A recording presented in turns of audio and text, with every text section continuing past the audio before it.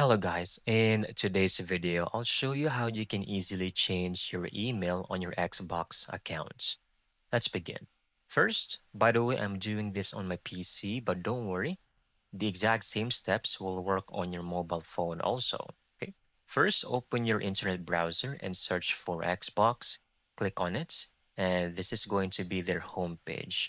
Once you're here, click your profile icon in the top right corner, click on it, and then click on My Microsoft Account. Okay.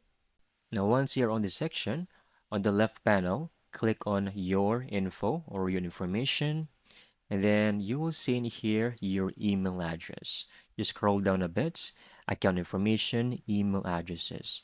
So over here on the right side, click on Edit Account Information. Then choose Add Email over here. You can either create a new email address or add an existing one that you already use. Once done, just click on Add Username and then check your inbox for any verification email. Make sure to confirm that. Then you can come back to this page and make it as your primary email over here, right? And that will set your new email as your main Xbox account email.